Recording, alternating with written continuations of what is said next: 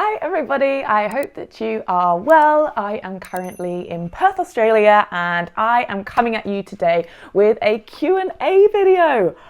It must have literally been years since the last time I've done one of these. I plan on doing them more often, I promise. So the other day on my Instagram, I asked you guys to send me your questions, and I literally said it can be about anything travel related. So let's see what we get. And this video is kindly sponsored by Incogni, who I will be talking about later on in the video. So the first question is from Valerine.co, who asks, have you done house sitting or work away? Kind of informally, yes. So house sitting, I have house sitted for a few different people, but it was never by a program. It was just by family, friends wanting someone to house sit their house.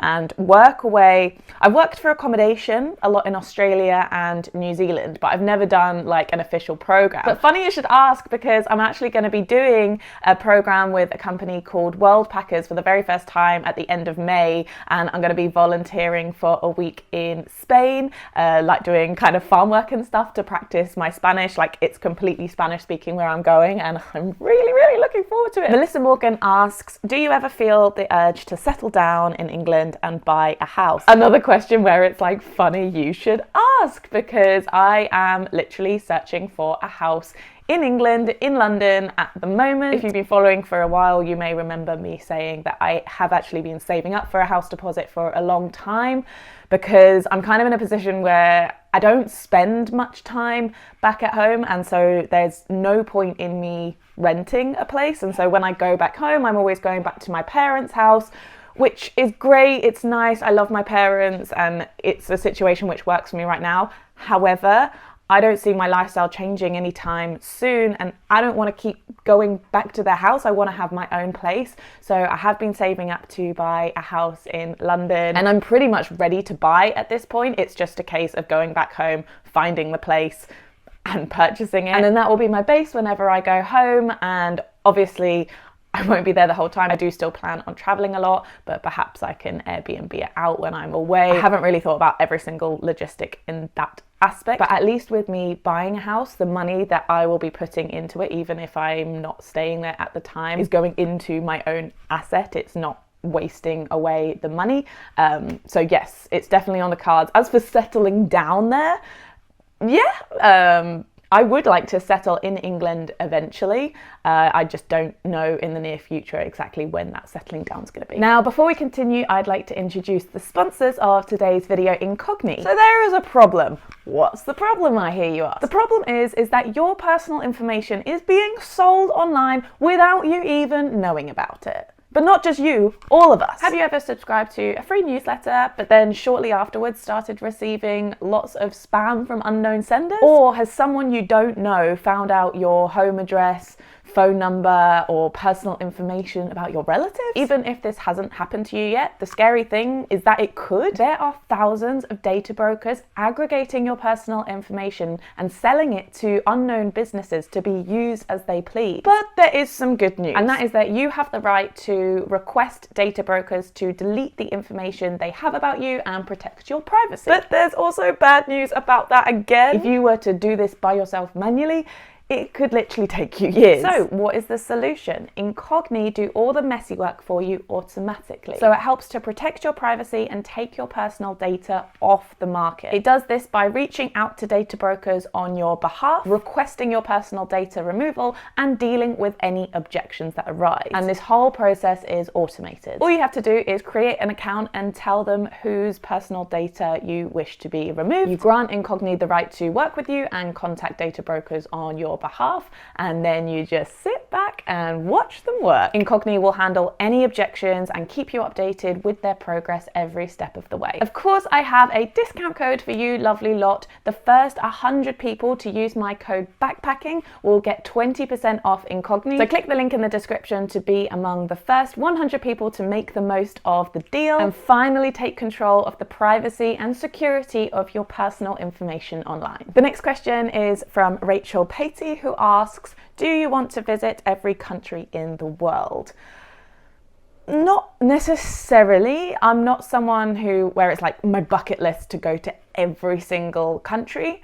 However, there are still so many countries that I would like to go to. I feel like it would be really cool if I could get to over 100. I'm not entirely sure what my current count is, like 40 or 50. I haven't counted in a while. But yeah, no, I don't have like an insatiable urge to go to every single country, but there's definitely more that I would like to go to. But I do have a curiosity for most countries, and if someone says, oh, would you ever like to visit here? I'm like, yeah, sure, why not? Of course I would. But I think for me, it's more about if the circumstances are right and prioritizing just where I want to go at the time. I often want to revisit countries I've already been to. So yeah. cc.mb asks, what if someone in your dorm is snoring horribly? Do you tell them? Kill them?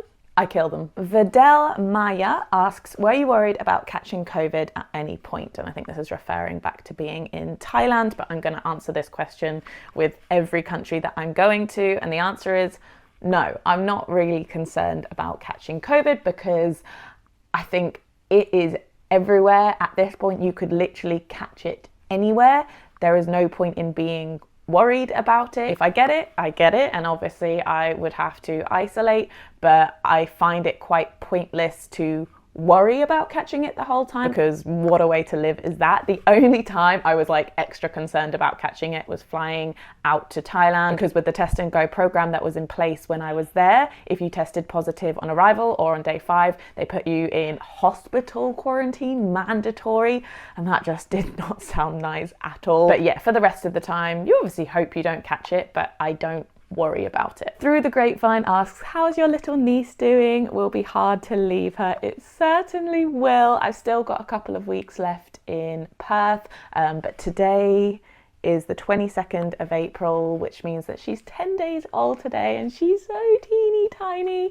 Obviously newborn, not doing very much, but in the last couple of days I noticed that she is awake more, a little bit more alert. I feel like she is actually looking at you, because obviously when they're first born they're not really looking at anything, and they just sleep the majority of the time. But every day I'm like, oh, she's doing a little bit more than she was yesterday. But she is just, oh, she's so cute, and it's going to be very, very hard to leave. But they are coming over to England in July, so I'll see her then when she's like 3 months old. Megan asks, how do you pick your scuba shops you dive with? Safety, comfort, fun.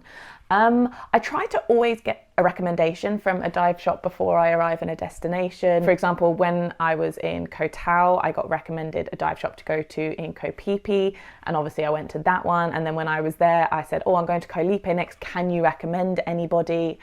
So I try to always get a recommendation. If I rock up somewhere and I haven't received any particular recommendation, I'll just do a little bit of research online at the different dive shops that are there, and I'll look at the reviews. I'll look at like the Google Maps reviews, and then I'll go visit that dive shop and see what vibe I get. But most of the time I will have received a recommendation for a particular dive shop before arriving at the destination. The next question is from Lenty Smits, who asks, do all hostels have private outlets to charge devices? Not all of them. It does tend to be a nicer hostel if every single bed has an outlet. You're probably going to be paying a little bit more. In a lot of the cheaper hostels, they might be clean, but they may not just have the personal plug. This is why I always have my multi-plug with me with an extension cable, so that wherever the plug is in the room, if it's not right next to my bed, I can plug my thing in. So there has been times in the past where I've been in a room and I've plugged in my multi-plug, and other people in the room have just been charging their phone using my USB port, which I'm more than happy for. But yeah, this is normally something that you can check online before booking a hostel, or at the very least you can message that hostel and say, hey, what's the situation like? Do all the beds have plugs, if this is something that is a requirement for you? Rasheen Edwards asks, how much money would you recommend bringing for a 3-month trip to Thailand? I'm going to be making a whole video on my Thailand expenses, how much I spent and how much I would recommend you guys to spend. But at the top of my head, for a 3-month trip to Thailand, I would recommend bringing £3,000 to £4,000. But it does depend on your style of travel. If you're staying exclusively in hostels, you're eating mostly Thai food, you won't even need that much, but it depends on your travel style. The next question is from Gary McFadden, who asks, 32 to 33-year-olds still young for backpacking? Young for backpacking? No. Young enough for backpacking? Yes, absolutely. I think if you're under the age of 23, 25, you're young for backpacking. If you're between 23 to 30, I'd say that's like the average age that you come across. If you're 30 to 40, you'll probably be among the older backpackers, but still loads of people about in their 30s. And if you're over the age of 40, of course you can still go backpacking, but most people will be younger than you. Backpackers don't tend to care how old the other backpackers are that they're hanging out with. It's just about that person and their personality and your common interests. I've had loads of experiences as a 28-year-old hanging out with both 18-year-olds and 38-year-olds and having just as good time with both if I get along with that person. Chloe asks, what's your plans for YouTube now you've left Thailand? So over the next month or so, you are going to be seeing some Australia content because I flew to Sydney straight after Thailand. And so yeah, you're going to be seeing some vlogs in Sydney and a couple of vlogs in Perth. I also have more Thailand content to share with you. For example, the missing episode of the Thailand series, which was learning Muay Thai boxing on Koh Samui. That's going to come literally very, very shortly. I'm also going to be making a video of like my ultimate guide to backpacking Thailand, as well as a video on how much I spent in Thailand. So there's still more to come of the Thailand content because I want to help you guys plan your trips as best as possible. And then I have a lot of plans for the summer. I've already mentioned that one of them is that I'm going to be doing World Packers in Spain, but I think I'm going to make a whole video telling you about my summer travel plans. It's all very exciting. The next question is from Amelia Taylor, who asks, how do you find diving with contact lenses? I'm scared mine will fall out. Honestly, I find it completely fine and great. When I'm diving, obviously my mask is on, so my eyes don't actually tend to get wet, so having my contacts in doesn't irritate them at all. However, I guess it's not the best practice because obviously sometimes your mask might accidentally come off and then your eyes are submerged in water. This has happened and it hasn't irritated the contact lens for me at all. However, that's not to say that your contact lenses can't fall out or that like they're just gonna annoy you. I think the perfect solution, would probably be to get a prescription diving mask. I've not done that yet, but I do know that they exist. Yeah, that's something that I definitely want to look into in the future. But personally, right now, diving with contact lenses hasn't caused me any issues. The next question is from Jana, who asks, how was your experience now compared to 7-ish years ago? So that's with Thailand, because obviously I backpacked it now in 2022, and I backpacked it back in 2013 when I was 19 years old, so 9 years ago. My experience now is that I had such a higher appreciation for the country because when I first went, it was literally the first country that I ever backpacked. I had nothing to compare it to. So I don't think that I fully appreciated it because I didn't know if every country was going to be like that. Whereas coming back to Thailand, it really made me realize, damn, like this really is one of the greatest countries to travel in the world. It has so many good things going for it, and also just how safe I felt there compared to other countries. Yeah, backpacking this time compared to 9 years ago, just having a greater appreciation for the country mainly. Another kind of age-related question, Megan asks, what's it like backpacking in late 20s versus early 20s?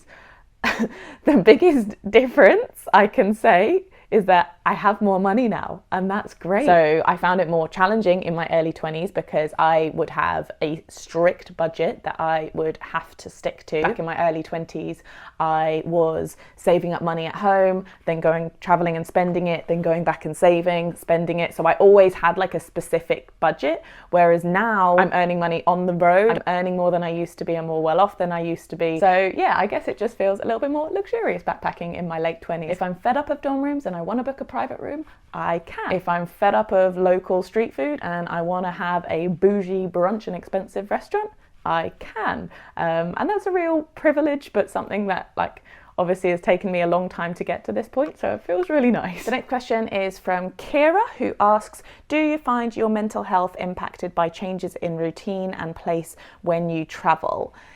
Yes, it can be. Sometimes I do get caught up in just the backpacking lifestyle of just kind of being go, go, go the whole time, and I find that it really mentally does burn me out. But my solution to this is to remove myself from whatever social situation that I'm in. Normally this is when I'll go stay in a private room and I'll just spend a few days to myself thinking about what I need to do, where I would like to go, what my plans I would like to be. Just like take a break and just get some clarity in my brain without just constantly being surrounded by people and doing things and drinking and spending money. When you are in the thick of a backpacking lifestyle, it's like being in a really fun washing machine and you're like woohoo, woohoo, woohoo, but obviously you get to a point where you get really dizzy. I am feeling like I'm not in control anymore.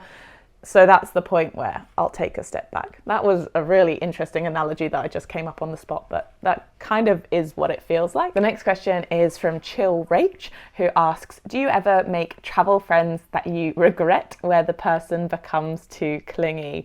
Yeah, to be honest, yeah. And I won't name any names, but it did happen a couple of times in Thailand. And I don't like to say that I regret meeting these people or having them as friends, because I think that everything is a lesson learned. But I do think I am becoming better in setting my own friendship boundaries. And if I think someone is overstepping the friendship boundaries, I think I'm now quite good at letting them know that I want my space, and I hope that I don't offend them too much. But at the same time, I have to think about my own trip and my own sanity, and that should always be the top priority, because it is not your responsibility to look after them or to please them. You didn't know this person beforehand, and if they are not good for your mental health or just annoying you, you feel like you're being held back by them traveling with you, I don't think there should be any issue with politely removing yourself from that person. And if they get majorly offended by that, then I'm sorry, but that is their problem. The next question is from Zoe, who asks, which backpacking trip did you learn the most about yourself / life, changed you the most? On top of my head, I would say it was my working holidays in Australia and New Zealand. They were challenging in so many ways. I spent extended periods of time there going through different friendships and relationships. I learned a lot about friendships and relationships. I learned a lot about jobs, getting jobs, keeping jobs, spending the money wisely that I earned from said job, aka budgeting my money well, so that there was a balance between what was coming in and what was going out. Yeah, I really see that time in my life. This was like 2015, 2016. That was a massively progressive learning time in my life. Herinda asks, have you ever had issues with bed bugs while traveling? Touch wood, no. Not yet, and I hope I never do. Samantha asks, thoughts on traveling with a boy toy? I have regrets. Samantha, this sounds juicy. I feel like I need to hear more of this story. What is a boy toy? Is a toy boy, toy boy? Is that just a younger, handsome male? And you have regrets? I think do whatever makes you happy in the moment. If you are happy in the moment traveling with that boy toy, then go ahead and keep doing that. But if you are no longer happy, ditch that boy toy, get rid of him. And I think I'm gonna end it there on Samantha's boy toy drama. I really hope that you guys enjoyed this video. Thank you so much again to Incogni for sponsoring it. Don't forget that the first 100 people to use my code backpacking will get 20% off. So head to the link in the description to find out more and make the most of that discount. I really enjoy these Q&A videos, you know, and I really would like to do them more often. So stay tuned for more Q&As. I'm not entirely sure what exactly the next video is going to be, but whatever it is, I will see you then. Bye bye. I met you out on a Sunday, and I thought that someday it'd be nice to take you out.